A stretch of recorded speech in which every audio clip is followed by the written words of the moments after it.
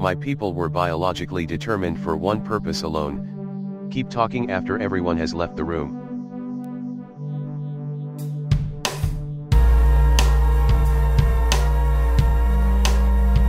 Hey everybody, listening, it's another epilogue here for Star Trek Discovery Season 2.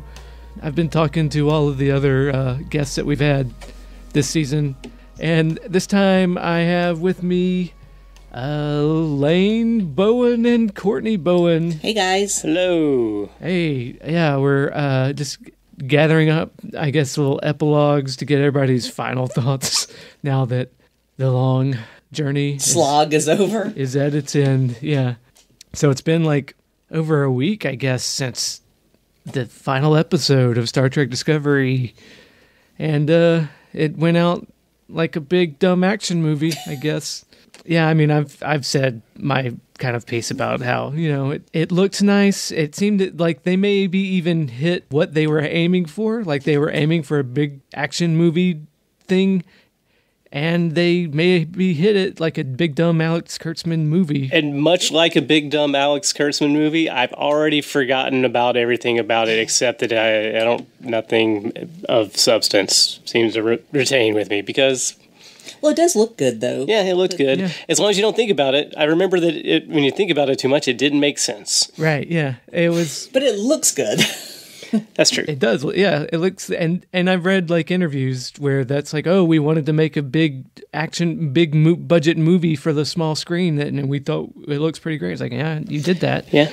Even and you're chasing. Like I said, this whole season was a MacGuffin chase, and they did that. And as long as you don't worry about the MacGuffin being actually something worthwhile. Yeah, and much like those Kelvin movies, if you think too hard, you can think of all the wasted opportunities that they should have gone for, but especially that last one, but I don't need to do that. That's a whole other thing.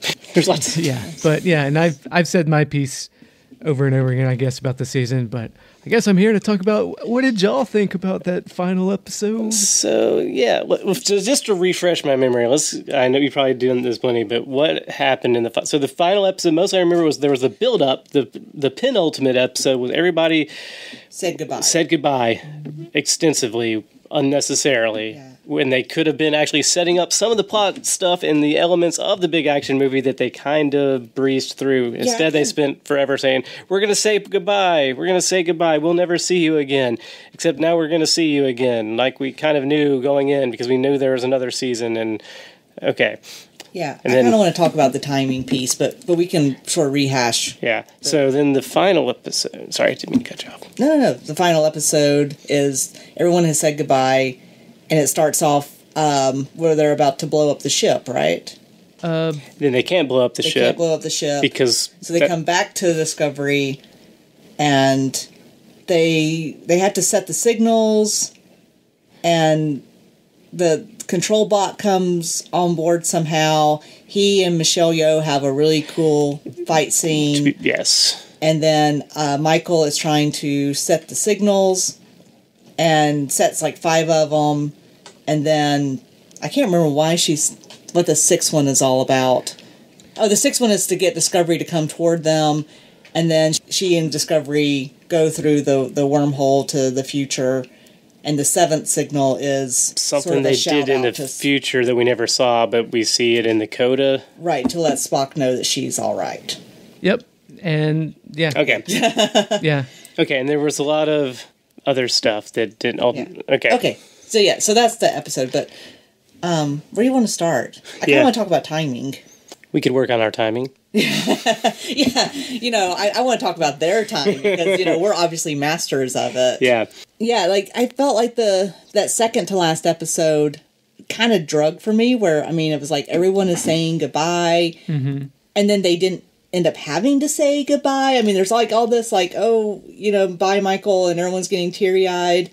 And then it turns out that they're all going to go to the future with her anyway. Yeah, it seemed very emotionally manipulative for stuff that we knew was going to be cheap and emotionally manipulative because we knew it wasn't going to go anywhere. So it just insulted my intelligence and wasted an episode's time to set up to a final episode, which was entertaining at least because stuff kept happening. But I kept thinking, if they'd explained and built up some of why stuff was happening in that prior episode, this wouldn't feel so forced and crammed together.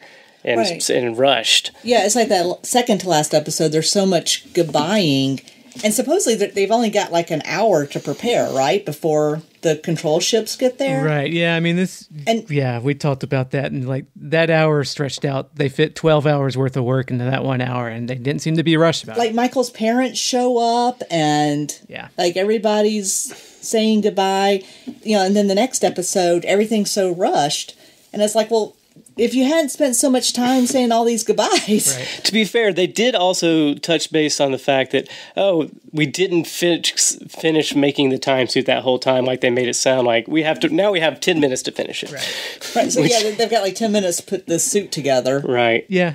Yeah, that's something I think we pointed out. It's like, at least they threw a bone that, now we are in a rush. It's like, okay, fine. Yeah.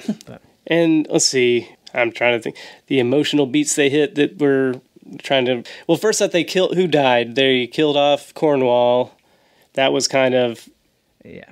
Yeah, that seems like a really bad spaceship design to have the manual release inside the room. Yeah, we talked about that too. Like, why didn't she just Indiana Jones out of that? Why don't they build the whole ship out of the blast doors? Right. Like, why don't... Yeah, so...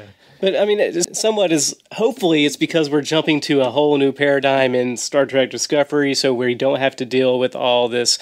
It seemed like they were saying goodbye to characters that they knew they'd have no excuse for us to ever see again, potentially. Maybe. So, like, they said goodbye to Cornwall because theoretically, we won't ever see her again because we're going to be in the future. Cross my fingers. Same thing with, I think that was why they forced Spock's parents in there. Uh-huh. We made such a big deal about getting Sarek and Amanda in here, but if we're going to the future and changing the whole concept of the series, we'll never get to use those actors again. We made them so important in the first 2 seasons, right? Right. So now we have to say goodbye to those actors.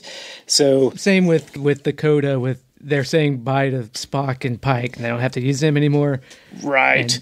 Which goes back to that whole prior episode. We're saying goodbye to everybody. We're never going to see you again. You too, Scarecrow. But they didn't say goodbye to Spock, even though we knew he was the one that we would actually never see again because we're not going to do multiple seasons with Spock. This was their... Well, they were saving the big Spock goodbye for the final episode, where she tells him to reach out for Kirk later. Yeah, which goes back to the emotional manipulativeness of it. Like, we know that Spock's not going to be...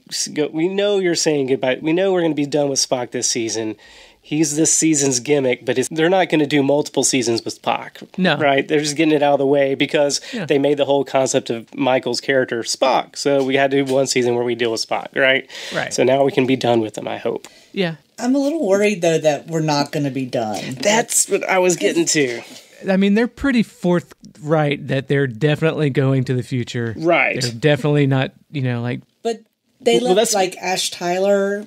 in the present, and like all the stuff between him and Michael, I'm afraid they're not going to want to leave that. That's alone. my big fear. Exactly. Is that, yes, we know they're going in the future, but it's going to be a season 3 arc, and then we're going to end up season 4 back in the past. When I really don't want them to do that. I want them to change the whole show, but kind of like they did with like the Mirror Universe in the first season. They made it sound like that was going to be an arc, and then they kind of dropped it when they needed to halfway through the season, and used just enough of it to justify the plot stuff that they needed instead of just, it's really, I think the whole season should have been, we're just traveling through doing Mirror Universe stuff. And then next season you come back and you finish the Klingon War and have that be the second season. You make the Klingon War seem like an actual relevant, like big event thing instead of this thing that was in the background that wasn't really important, but they kept saying was. Right. That would have been a good season arc for that.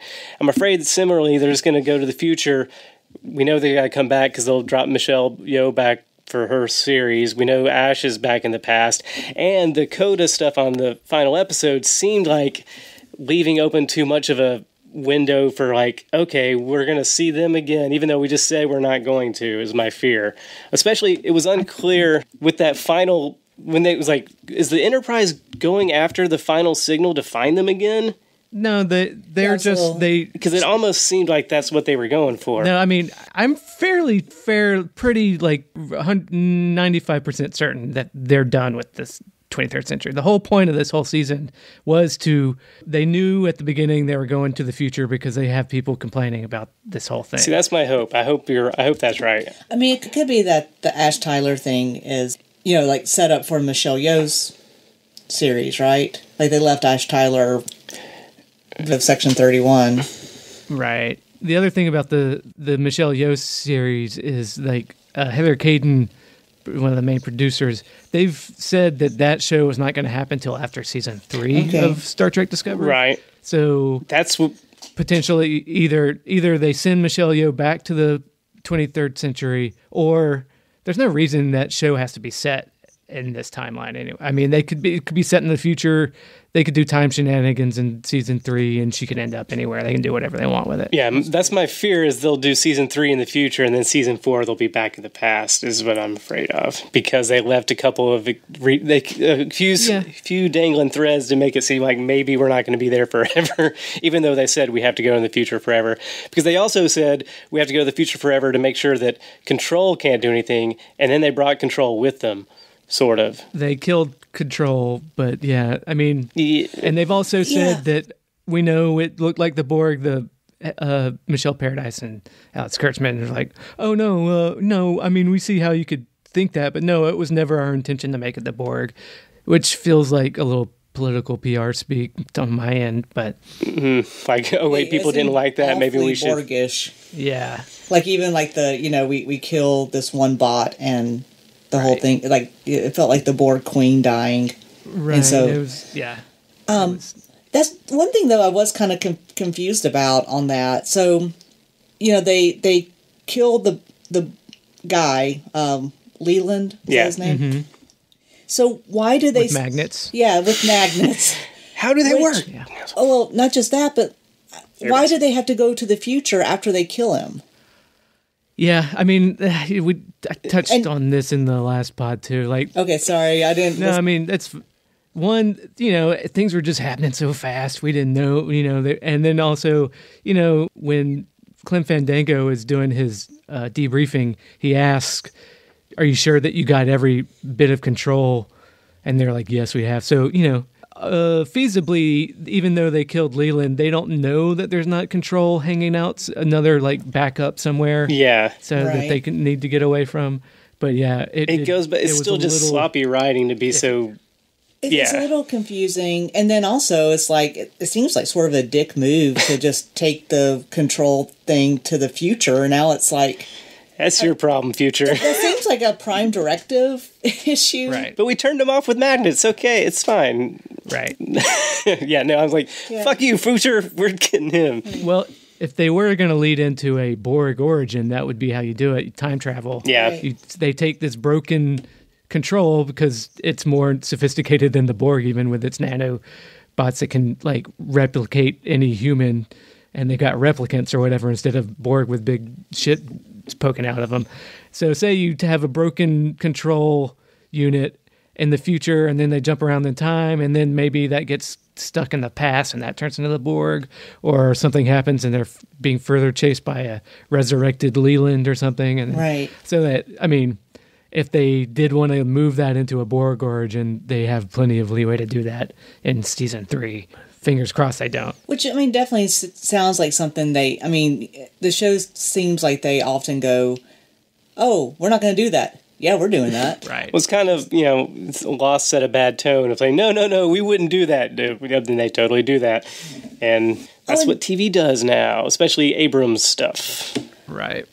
Something else I was a little confused about. I mean, this is just sort of a, small thing, but so they're making Ash Tyler the head of Section 31, which, I mean, he's like a secret Klingon, right? Or part Klingon. I mean, like it's like going, hey, we're going to take our Manchurian candidate and make them the head of the CIA.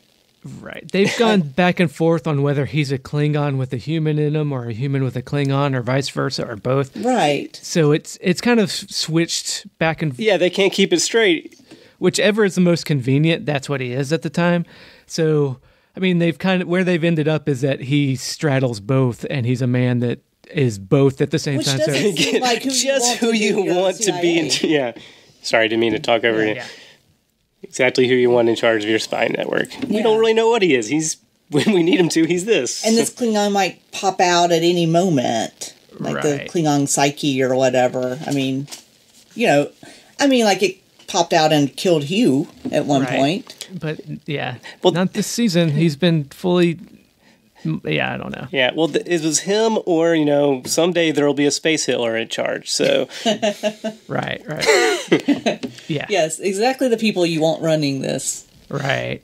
So, I mean, I think it sounds to me like y'all are very nervous about them not going to the future, which is... No, I'm sure they'll go to the future. I'm nervous about them staying in the future. That's right. So that's, talking to people, that is not a worry that other people have had, curious. That being y'all's worry is interesting. Well, I think, if they actually go to the future and stay in the future, I think it's a good way to reset, Yeah. We'd actually perhaps see some aliens, which would be really nice. cool. Yeah. Right. Yeah. And, it could be a bigger universe. We wouldn't be just running into the same people and, same things we've seen already. So I would like, if they would just go to the future and stay there, I'd really like it. Right. Another thing that maybe, and if this show is consistent on their plotting and their storytelling, then... Sorry, random. Going back to the whole interview that Ash Tyler had, it was weird how they never showed that guy's face in the dark room and everything. Right. Luckily, I'm not really worried about that because the show is so inconsistent.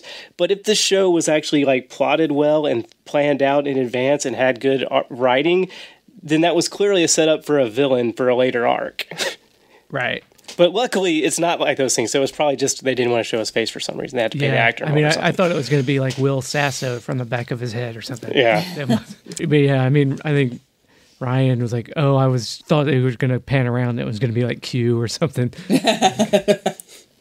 but no, I think their intention was to show that he's just representing the Federation and not an individual. But I don't know how that plays. Yeah, well, like I said, if it actually was real well thought out, that would have scared me. But I think that was just, again, not going to matter. But every little hint, I'm like, please stay in the future. And there's just little breadcrumbs that scare me. But I'm hopeful. I am. Yeah, actually, I'd be really happy if they stayed in the future because it means I wouldn't have to see Ash Tyler again. Mm-hmm. Yeah, I think so. At the end of season 1, it was like, oh wait, the fans really want to see the Enterprise, so they thought so. That's what this season being all about. Pike and Spock was about.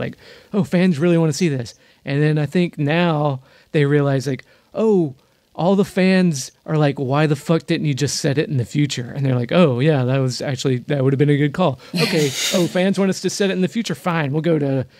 Well, we can't go 100 years because we don't want to overlap with that Picard show.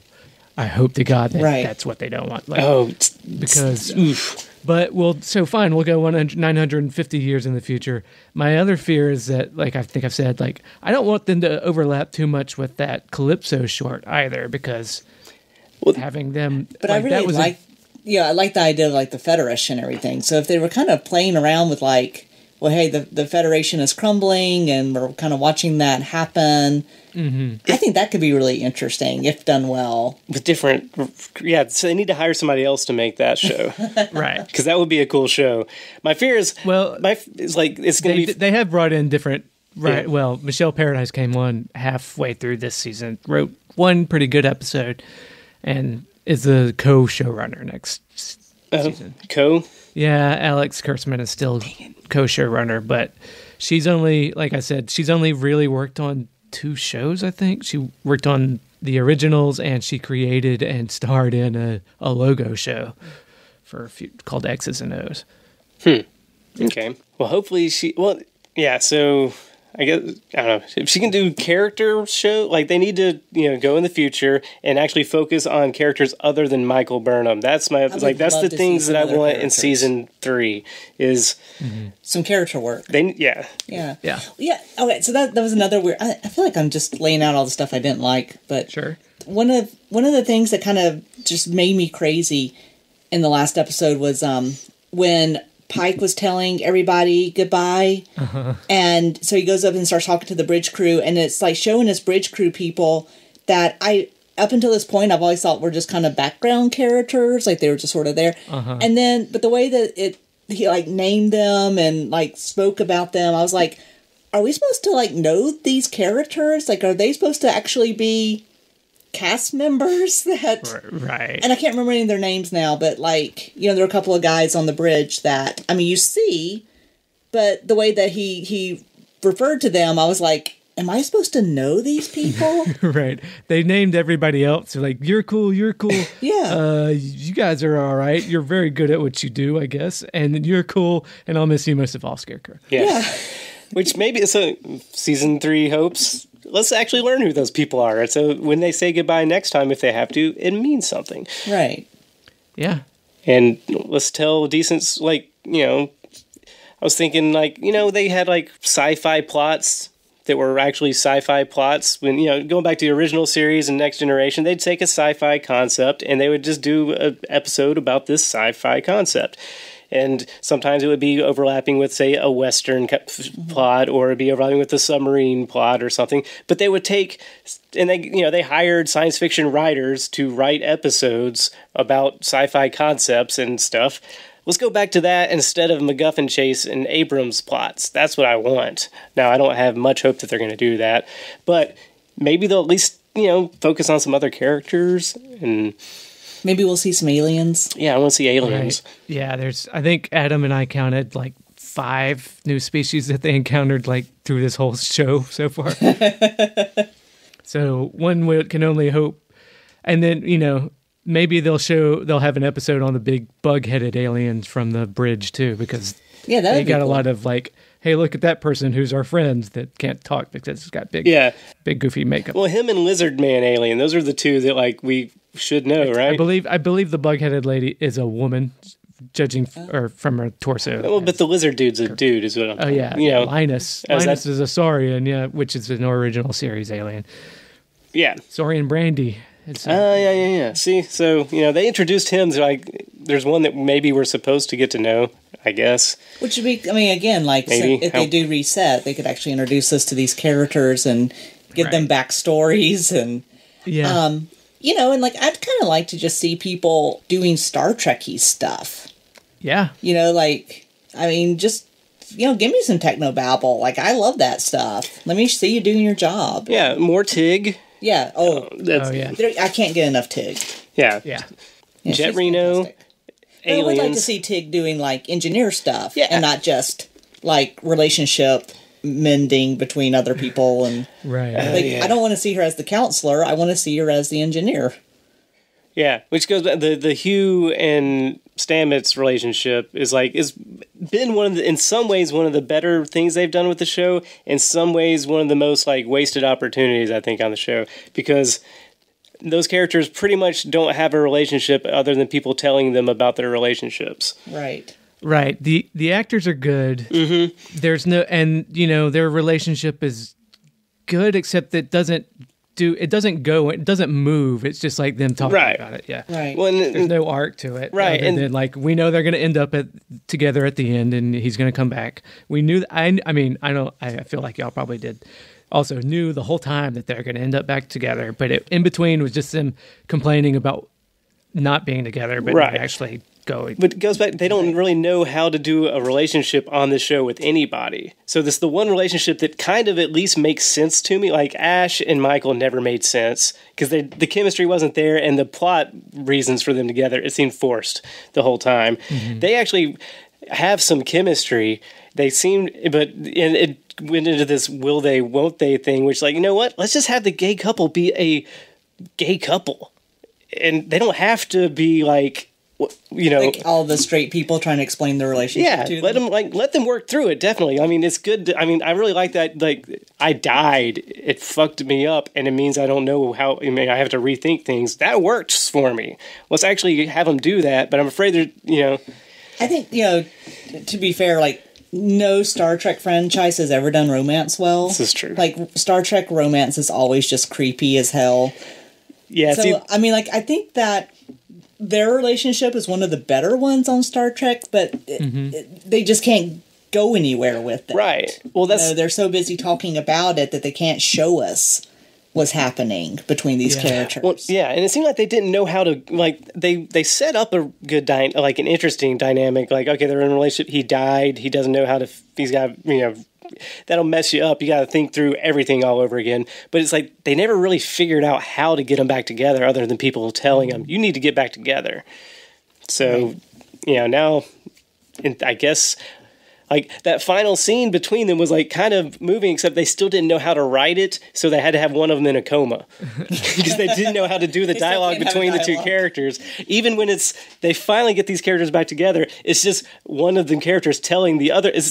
The movement was, instead of other characters who aren't in their relationship telling them about their relationship, finally one of them told the other one about their relationship, but it still wasn't a conversation because one of them was in a coma. So even they finally get back together and they still can't have a discussion about their relationship. They have to tell the other one about it.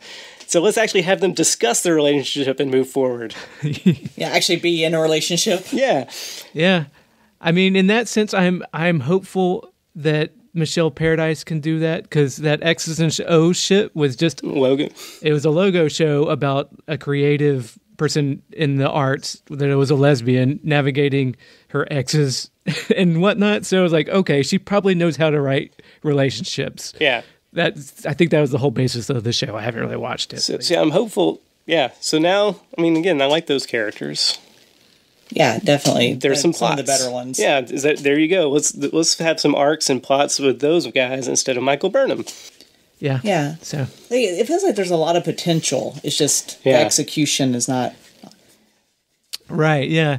Yeah. Like, talking to everybody seems to be pretty hopeful. Like, and it's part of it is maybe unearned. I mean, that's how Hugh and James talked to me about it. Like, oh, Wade, you're really going to go back to him, like, oh, they say they're going to be better next. Like, it was like, well, no, I think I'm looking forward to next season. I think they're finally going to surprise me. And to be Hugh fair, and James have already checked out. They're like, you don't go back to him. He's just going to do it again. Yeah, like, all right, well, we'll see. To be fair, season 2 was, I thought, much better than season 1. Yeah. So, if they stay on the same trajectory, season 3 could be pretty good. Yeah. Yeah, they're on an upward trajectory. They are, and for all our bitching and moaning, I mean, Sean seemed to have a similar personal arc when he watched this season than I did on season 1, where by the end of it, like, oh, fuck it, it's just stupid, I'm done with this. But, like, they are consistently better.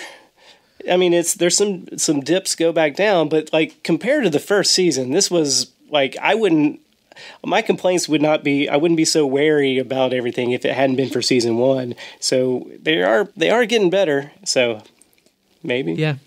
Yeah, it's funny. I think I talked to one person that had an opposite, like, enjoyed season 1 more, just because I think it's the MacGuffin plot chase. Like, the 7 signals just don't make any sense, and that, like, and they do kind of jump in the middle, like, oh, wait a minute, now there's a evil Skynet that we're chasing or whatever.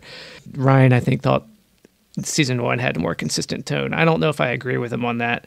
I do agree that but it's interesting to get all these different opinions about it. Yeah, I mean, but had a similar problem, is that the finale was kind of was not that great. But again, the finale of this episode, for all my complaints about, like, it was just muddled, but it wasn't completely fucking stupid. Yeah, it was watchable. Like, they didn't put a bomb inside of a planet. With like, really easily, without any trouble, and, like, I know a guy. Yeah. Done. This, like, they had to go through a lot of trouble to get to the end of this arc. So whereas, like, the end of season 1 was like, well, just put a bomb there. Done. Yeah. Where this, like, at least there was a lot of effort into a very muddled, confusing wrap up. And it didn't. But the action was better, but it was fun to watch. Yeah, the action was good. Yeah, and it wasn't like the fight scene with Michelle Yeoh. Right. That fight scene was awesome. Like, I could watch that all day long. Yeah, and that's the Michelle Yeoh fight with the rotating corridor was a bit. Yeah, the Jamiroquai Michelle Yeoh fight was great.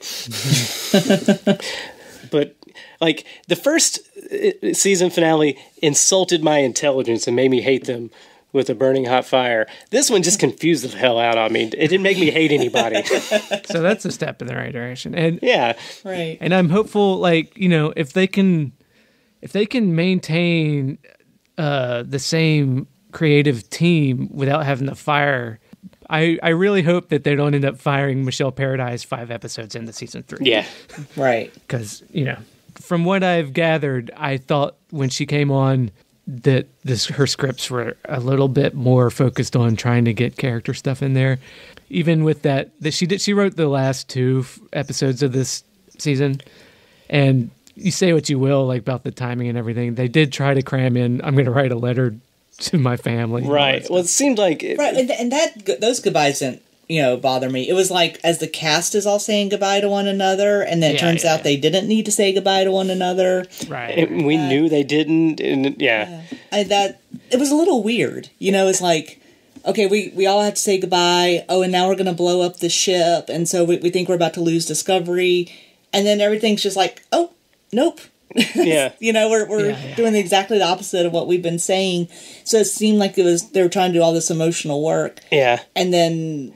And on top of completely change it. In her defense, those last 2 episodes, there was a lot of shit to pull together because she was working with all the...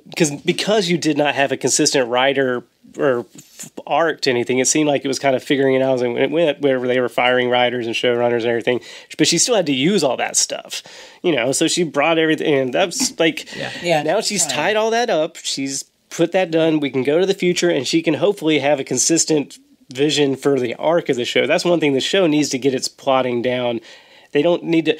They do too much like Abrams Lost style. We'll figure it out as we go. Right. They need to actually know where they're going and then figure it out. But I'm afraid, you know, that's part of the problem with the writing. I think is they're going to, unfortunately, like where Abrams has kind of gone action sci-fi TV plotting is you do some weird shit and then you'll figure it out later, and it doesn't. When have we ever seen that work? Fringe, I'd say maybe, but you know, that was it. Yeah, right.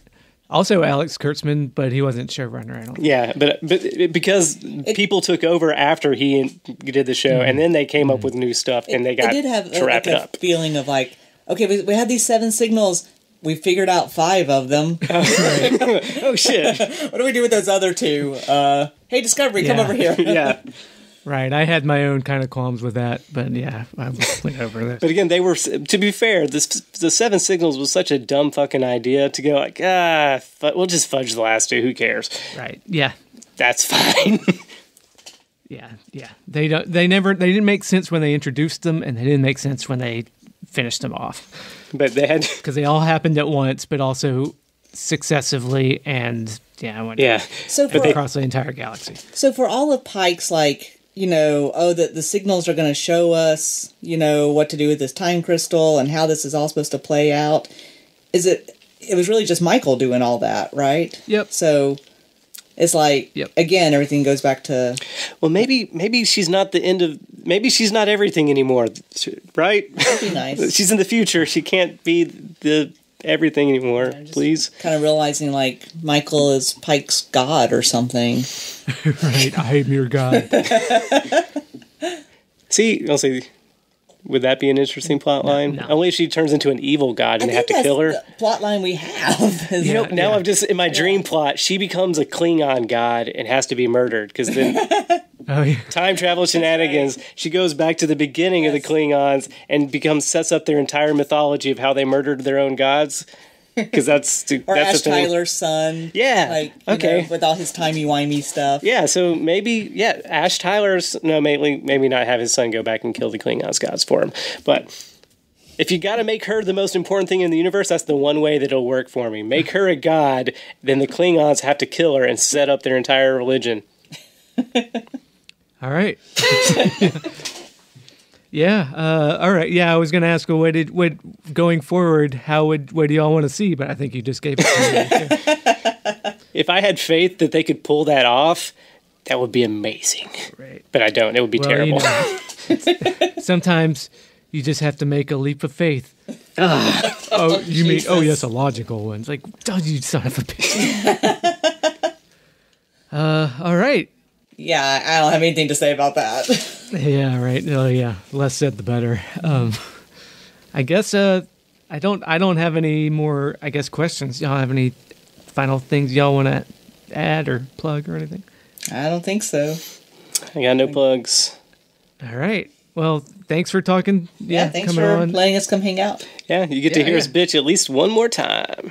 Right, yeah. And going forward... This is like my Star Trek, safe space. Right. Yeah, so all you haters, be nice. It's our safe space, right? Yeah, well, you can wait till the end of this year see how if they can do right by the Picard show. That's my fear, is that the future means they're going to try and... the two places that they're going to either go to Picard or they're going to go to Fedreich, right? Right. Well, they jumped over Picard. So we do know how much they've jumped. They've established. They that? definitely They said 900 years. Okay. 950 years. So okay. And then from that Calypso short, the Discovery was left to drift in that nebula for 300 years. So I don't know if that means what that means. So I don't know if that means that the Federation thing is happening when they jump 950 years, or if that's 300 years after the jump, which is my preference. That's what I would hope. But the way that they work to fit in all the other short treks or whatever makes me fearful. It's like, well, we that's the one that we haven't really tied in yet, except I guess the Harry Mudd thing, which was pretty standalone fun. Right. But, And that one was, I think, because they're letting the guy that's doing that Lower Decks cartoon write one, right? And they let Rainn Wilson. Yeah. They let Rainn Wilson direct it, and then they're doing 2 more short treks this summer, which are animated, I think, which will probably also be that guy, whatever his name, him again, and maybe, they just announced a Nickelodeon cartoon for teens, that will not be on CBS All Access, which is interesting. It'll be, I don't know how it'll be for anything, because it's a teen for kids on the Nickelodeon network. So interesting. Who knows? Yeah. For kids. That's fine. I don't have to watch it. Right. But yeah. Do I? I have kids. Right. Well, who knows how it'll be or when it'll be or anything, but that's just been announced. But yeah, sorry. That's a whole other topic, I guess. But yeah, thanks again for coming on. I guess this is a good place to close it. Yeah. Thanks for having us. I'll ramble some more and drag it on, but no, we can go. All right. Yeah. I need end, I guess. Insert catchphrase here.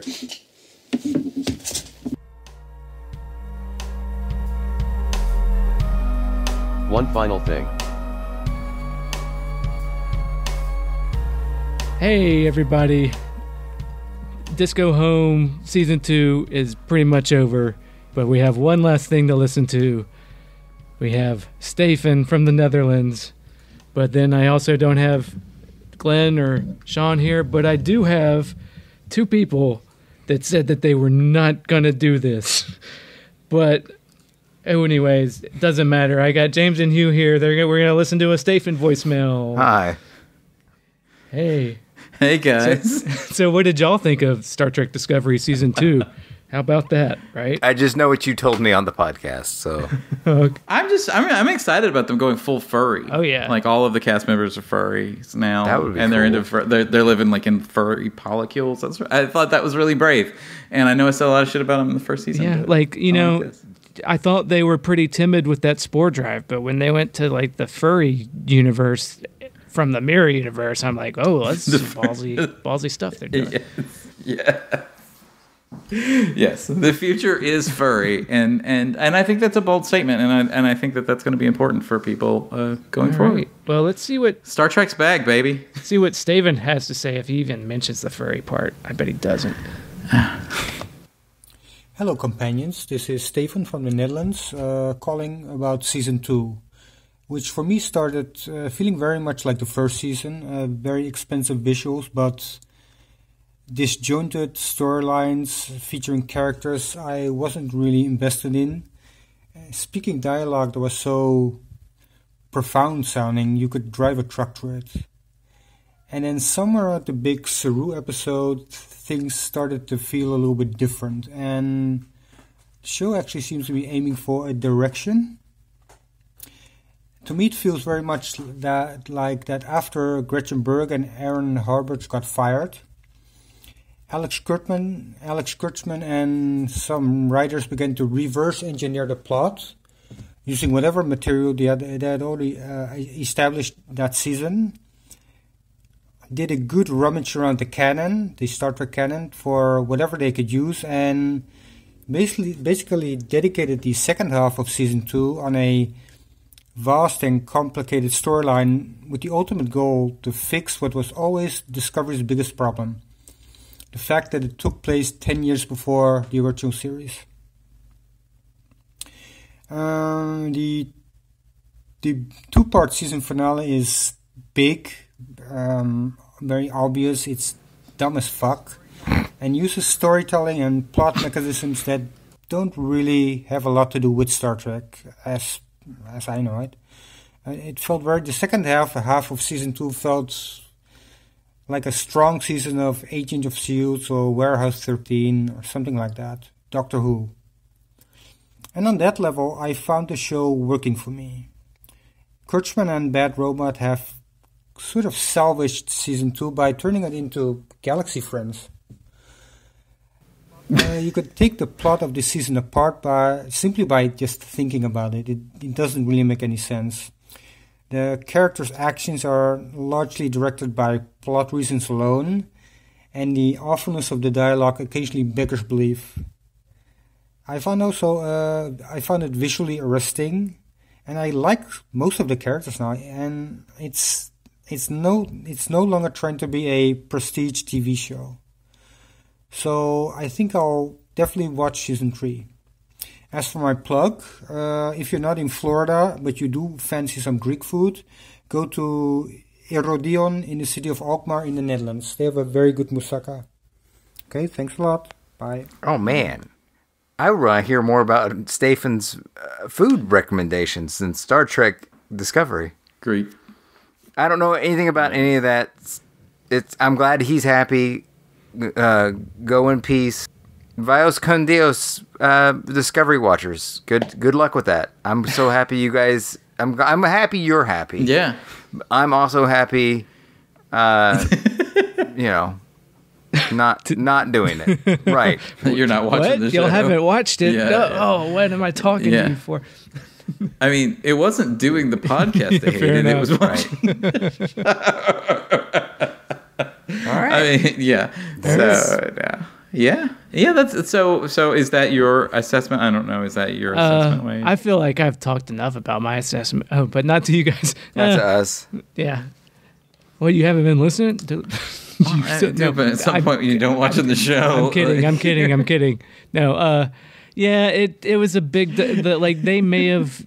I've said it. They may have accomplished what they set out to do. What they set out to do is not that interesting to me. They made a big dumb action movie on TV. I was like, great, that's what you wanted to do. I would like you to aim for something more. But at the same time, it looked nice, and I'm excited to see what we'll see. Yeah. So you are watching season 3. I think see, and that's two different. You're gonna have a baby, so you're gonna watch a lot of shit. Right. Yeah. I mean, my plan right now is I'm definitely probably gonna watch that Picard show. Definitely, probably. And Discovery, I'm not committing to doing a podcast on it unless I'm gonna watch the first episode for free, because we all know they're gonna drop it for free to try to get subscribers. And if it looks like it's gonna suck, I'm not gonna bother. So that's where I'm ending on it. But if it looks like they really righted the ship and it's all game and people, want to hear me talk about it or something, we'll explore it then. Do you have to watch the Picard show in order to understand season 3? I hope not. Oh, are they intertwined? There shouldn't be. There's no indication that they are. There's not a greater Kurtzman-verse universe? Not yet, but we'll know when the Picard show finishes whether that's true or not. I really hope not. But because they jumped past the Picard show, so there could be things that happen in the Picard show that they could. So they're just going to do the show in the future now? Yeah, it's like 950 years ahead of Discovery. So there's Morlocks and shit. yeah. All right. Which Wait, is that far in the future that there's not? Is there a federation? that's the question. Depends on if that short trek that Michael Chabon did was set in a place where the Federation has already fallen apart. Is Michael Chabon their Joss Whedon? Apparently, well, we will see. He hasn't done anything. He did one thing for the short treks, and he's doing the Picard show. Who knows what kind of influence that'll have? But you're saying that the short thing he did shaped where they went. The short thing, technically, I think, is still after where they went. Oh, 'Cause but is it tied up to the ending? Like, is it? I don't know. Like in the short trek that he wrote, the Discovery has been derelict for 300 years. Because I've not watched any of it. So that's all I know. And in 300 years from now, it'd be like, regular what you would expect the Federation to still exist. But if it goes in the 900, if it goes 900 years in the future and it has been isolated for 300 years after that. Yeah. So yeah, we'll see. What if Picard has to go space find them? I hope not. Guys, I gotta go. Yeah, I think. Yeah. Oh, I wait a minute. Yeah, I'm done. And metaphorically, that most definitely. Yeah, and so that's how I'm going to end the season of Disco Home. Not with a bang, but okay. Yeah. But we All got right, 3 to beam out. All right. All right. Boo. This has been a podcast.